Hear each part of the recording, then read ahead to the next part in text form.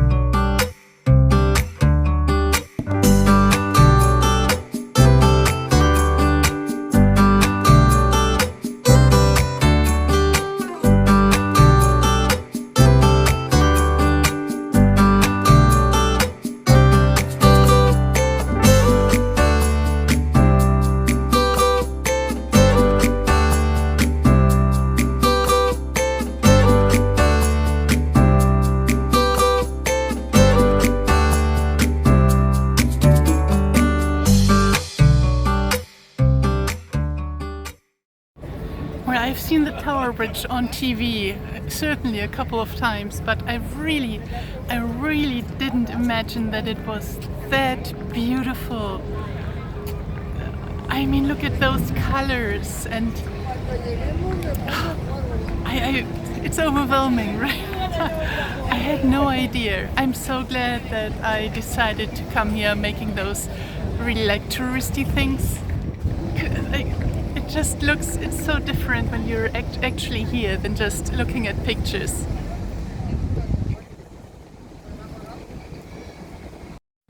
I got a ticket to Westminster Pier. I'm always up for a boat ride, as you know.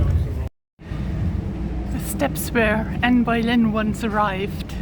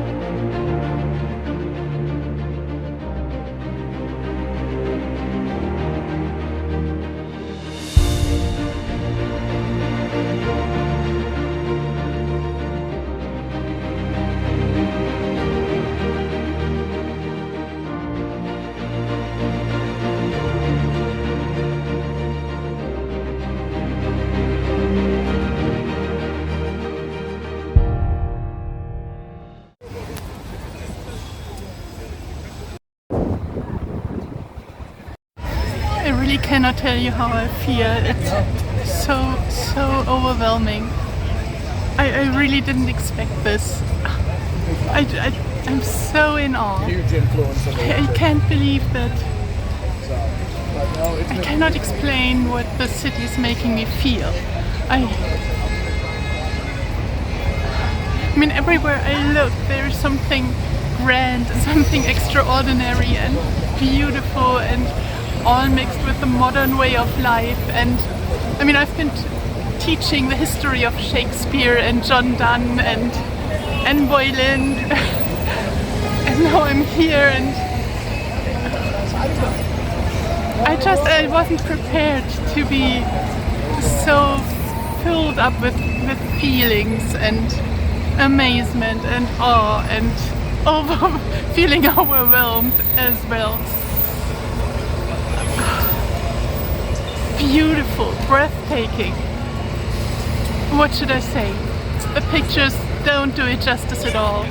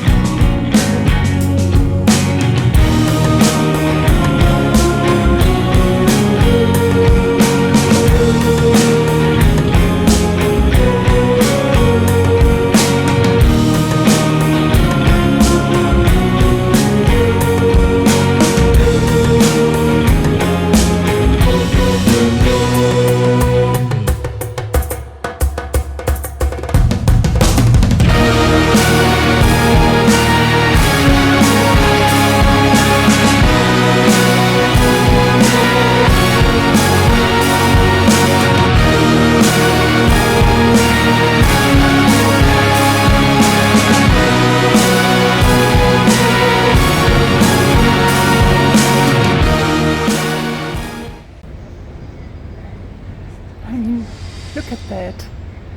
I cannot point the camera to just one attraction. It always catches several at once because they are just side by side here.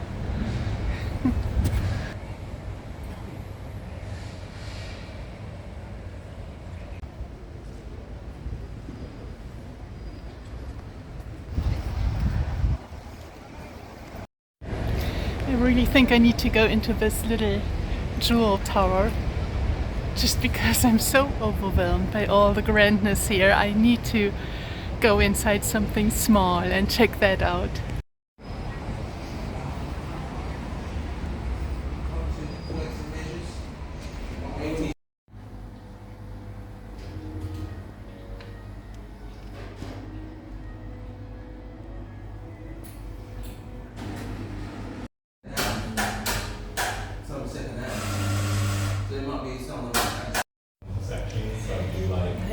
I really needed this break now with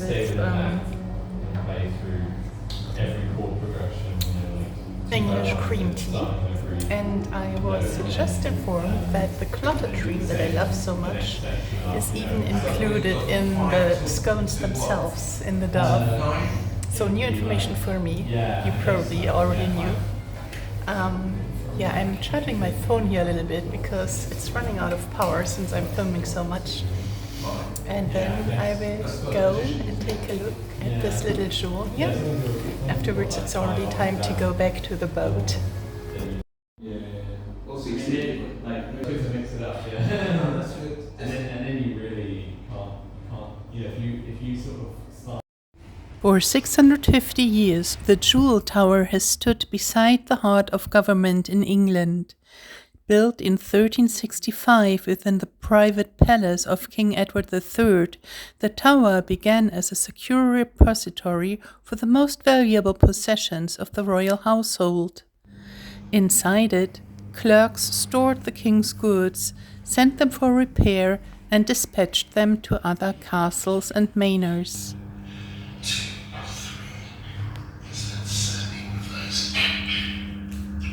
Master Bacon, you called for me. Ah, yes, you're good. You've applied for payment for returning these items from Elisabeth yesterday morning. You have been told by assistants have found some irregularities. Yes, sir, that has been mentioned. Some damage and unexpected items, I understand. How can I be of help? Well, first of these damaged items, this spice plate, as you can see, the metalwork here has a chip which has colors. But this one is a snapped stain. I need to receive your report of how this damage came about. Yes, sir. I was given this letter by the clerk at Hampton Manor with the seal of Master Hugh, the keeper of the wardrobe. As royal residents moved away from Westminster in the 16th century, the tower became a parliamentary record office, preserving the records of the House of Lords.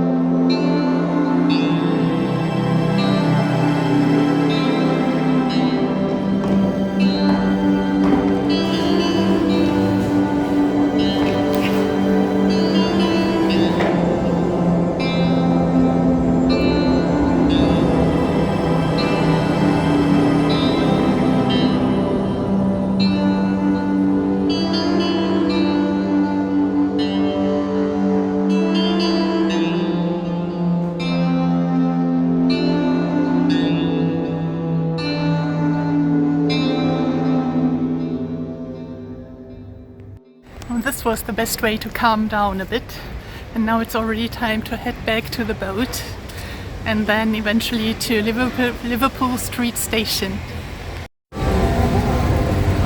Rain!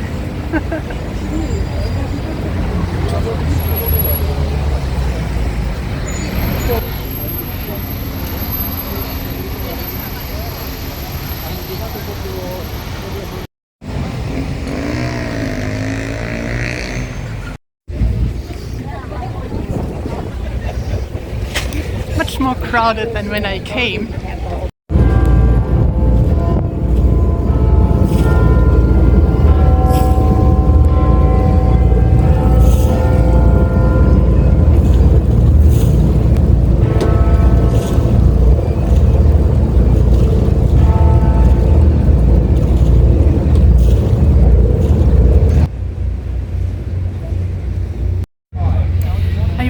Enjoy it going by boat. It's just so relaxing. You know, I don't have to pay attention to traffic or to where to go, which way to take, and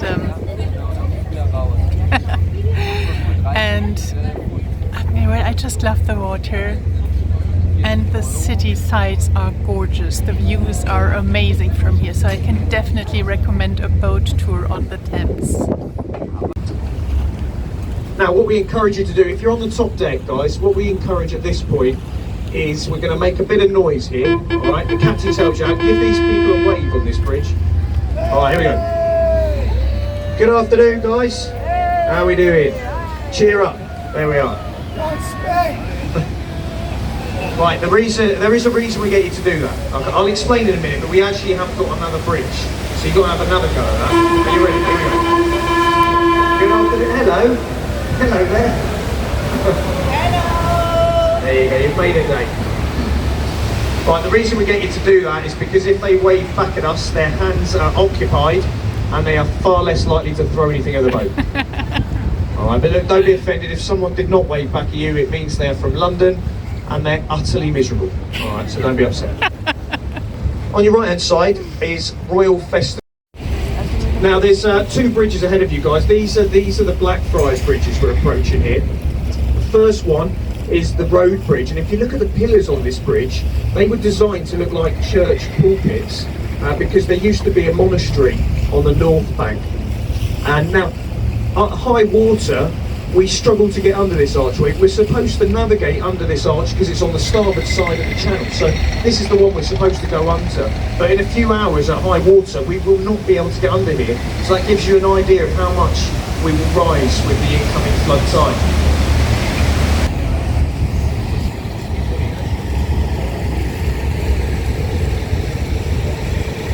Have you got any Shakespeare fans on board? Yes. Have a look on your right. The thatched roof is William Shakespeare's Globe Theatre. Now, it's actually a replica to the original theatre. Now, believe it or not, this is actually the quietest bridge in London. They say it is quite hard to find this bridge. There's a lot of one-way streets that lead to it. It's quite confusing. So, if you see anyone walking across it, give them a wave, because they are probably lost. He's got no idea where he is. Now I've got a little tip for you actually. If anyone's looking for somewhere to go for a drink this afternoon, a nice pub on the riverside, there is a lovely pub coming up here. It's on your right. It's called the Anchor. It's the building with the red windows there. So it's one of the oldest pubs on the river. There's been a tavern there for over 400 years. Some very famous people have had a drink there. Samuel Pepys, the diarist, William Shakespeare and his actors, and of course the captain and myself. In fact, that's where you'll find us this evening after work. That's for research purposes, of course, for this guide. We have to do our research. Sometimes we do so much research in the Anchor, we forget the next day what we researched the night before. We have to go again. The City of London skyline's on your left, so those tall buildings to your left-hand side. It's one of Europe's largest financial districts over there. Some of the buildings on your left include the scalpel, the cheese grater, the can of ham, talking. It's your job to work out which one's which.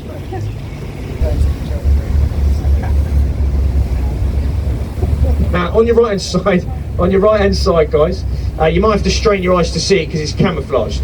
But if you look hard enough, you might see a warship. Can you see that all right? Yeah. That's HMS Belfast. She was built in the same shipyard as the Titanic.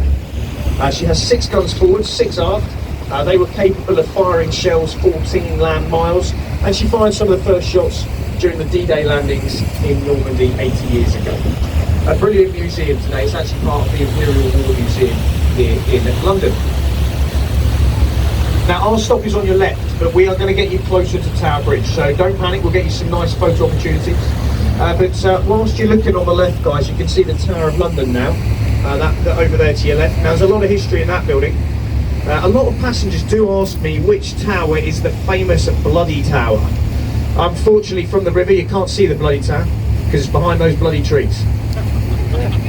You can see the oldest part though. So the centre part with the 4 turrets and the flagpole, that's called the White Tower. It was built in the 1070s during the reign of William the Conqueror.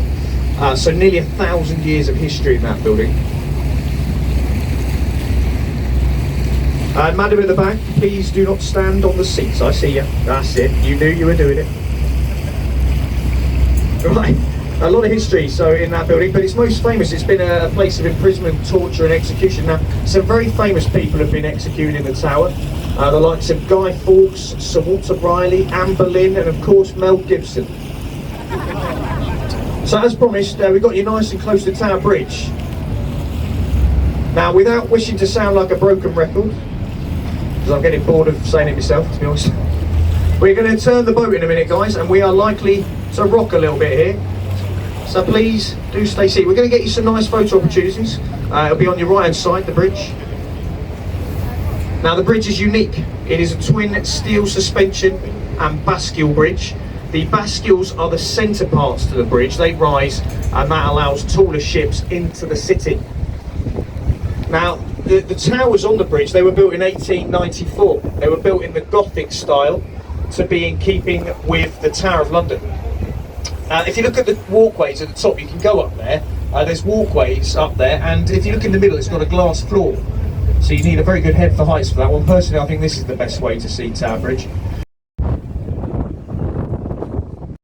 Well, this was an amazing experience. It was so enjoyable, so much fun to listen to he wasn't really a tour guide. He said he was working for the safety, just giving all the information as an addition. I asked him if it's okay to use excerpts of it for YouTube, and he said yes. So I know that I will have to come back and go into the tower. I really want to see that. We'll see if I have time for it this coming weekend when I'll be staying in Notting Hill. If not, I have to come back another day to London. I definitely want to do a house sit here at one time, so if you happen to live downtown London and you need a house sitter, just contact me. I'll be heading back to the Liverpool train station now and go back home to my house sit with little cat Millie. So I'm saying goodbye. Thank you so much for coming along. I hope you enjoyed it. I know that those pictures probably did not catch the amazing atmosphere that I was able to experience today. I'm so happy, so very happy. I cannot tell how in awe I feel about England's capital city. Have a lovely day wherever you are. Please don't forget to like the video. Bye bye.